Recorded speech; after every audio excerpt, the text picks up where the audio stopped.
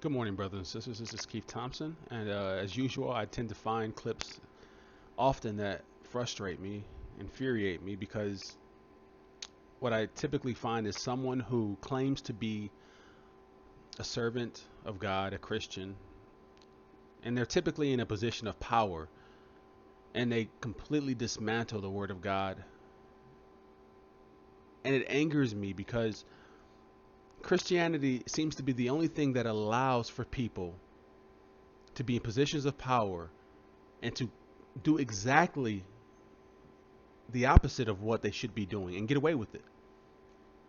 Okay? In any other field, in any other type of work, if this were to happen, there'd be consequences. But in Christianity, people are allowed to be placed in positions that they shouldn't be due to the Equality Act because we don't want to discriminate.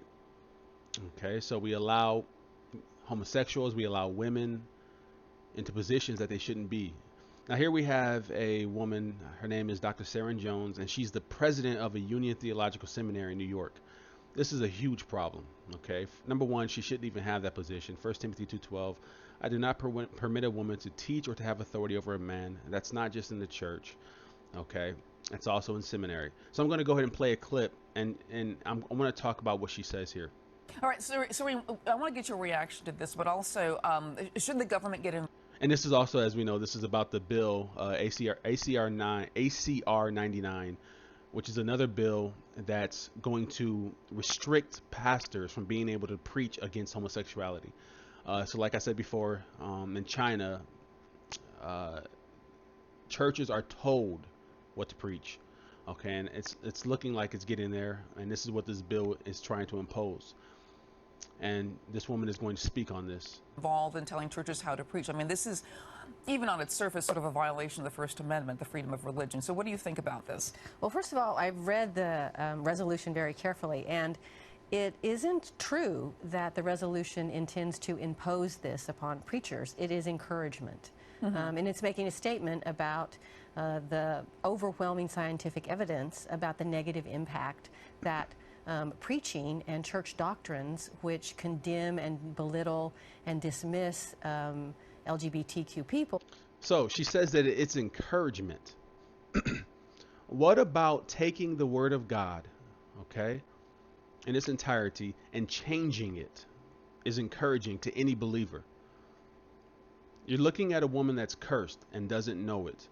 Revelations 22:19, and if any man shall take away from the words of the book of this prophecy, God shall take away his part out of the book of life, and out of the holy city, and from the things which are written in this book.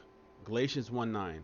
But though we or any angel from heaven preach any other gospel unto that which we have been preached unto, let him be accursed.